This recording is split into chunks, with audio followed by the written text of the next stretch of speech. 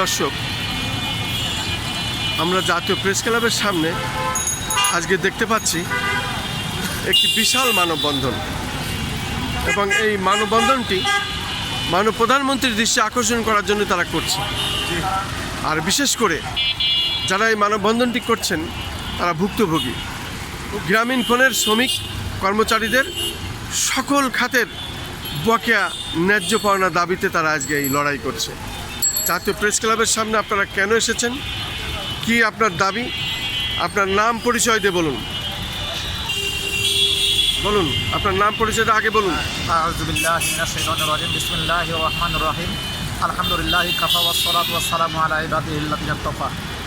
বিসমিল্লাহির রহমানির রহিম। আমি মোহাম্মদ নূর জালাল, গ্রামীণ ফোন শ্রমিক 2161 সদস্য, শ্রমিক ইউনিয়ন শ্রমিক সদস্য, গাড়ি চালক।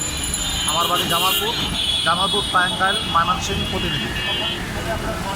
আলহামদুলিল্লাহ, আমরা গ্রামীণ ফোনে আমাদের জীবন যৌবনের শুরু থেকে দীর্ঘ 22টি বছর গ্রামীণ ফোনে জব করে আসছি। আমার সিনিয়র অনেক আছে, 26-27 বছরের আছে, 25 বছরের আছে, 28 বছরের আছে, আমার পরেও আরও 18-20 বছরের আছে। এমন আমাদের প্রায় 1200 শ্রমিক ভাইয়ের জীবন যৌবন শুরু থেকে গ্রামীণ ফোনে আমরা শ্রম দিয়ে আমাদের জীবনকে শেষ করে দিয়ে এসেছি। বাট গ্রামীণ ফোন থেকে আমরা যা আশাবাদী ছিলাম তা পাইনি। আমাদের বিভিন্নভাবে নির্যাতিত, নিপীড়িত, বঞ্চিত করে আমাদের অধিকার না দিয়ে আমাদেরকে বিতাড়িত করে আমরা ধাপে ধাপে বিভিন্ন সময়ে বিভিন্নভাবে শ্রম মন্ত্রণালয়, শ্রম আইন, সুপ্রিম কোর্ট, হাইকোর্ট, শ্রম ট্রাইব্যুনাল সব জায়গার মামলার মাধ্যমে দ্বারস্থ হয়েছে। বিভিন্ন সময়ে আমাদের পক্ষে রায় এসেছে। এই রায়গুলিকে গ্রামীণ ফোন কোম্পানি বিভিন্নভাবে টালবাহানা করে, ষড়যন্ত্র করে, আপিল করে আমাদেরকে সেখান থেকে বঞ্চিত করেছে। শেষ 2020 সালে করোনা ক্রান্তি লগ্নে আমাদেরকে হঠাৎ আকস্মিক চাকরিচ্যুত করে এবং লামসাম সান্ত্বনা দিয়ে আমাদেরকে বিদায় করে। কিন্তু আমরা কোম্পানির কাছে অনেক বিগ অ্যামাউন্ট পাওনাদার। বিভিন্নভাবে শুরু থেকে শেষ পর্যন্ত আমাদের বেতন, ইনক্রিমেন্ট, আমাদের 5%, আমাদের অন্যান্য অনেক পাশে আমার আরেক বড় ভাই আছে, ওনার এগুলো লিস্ট আছে, আমার কাছে লিস্ট নাই।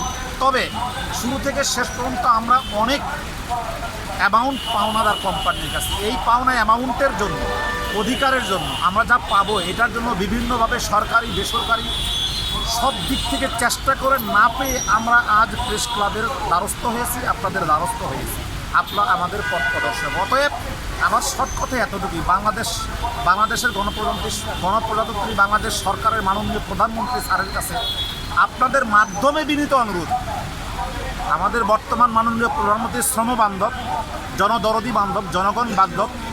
আমরা শ্রমিক, আমাদের শ্রমিক একটা প্রতিপাদ্য, শ্রমিক বাঁচলে দেশ বাঁচবে, জনগণ বাঁচলে দেশ বাঁচবে। অতএব আমরা শ্রমিক আপনাদের মাধ্যমে মাননীয় প্রধানমন্ত্রীর কাছে বিনীত অনুরোধ, আজকে আমরা যে দাবি নিয়ে এসেছি এখানে, আমাদের ন্যায্য অধিকার আপনাদের মাধ্যমে প্রধানমন্ত্রীর কাছে আমরা আশা করছি। আল্লাহ রাব্বুল আলামিন যেন আপনাদের মাধ্যমে প্রধানমন্ত্রীর কাছ থেকে আমরা আমাদের ন্যায্য অধিকারটি পাই।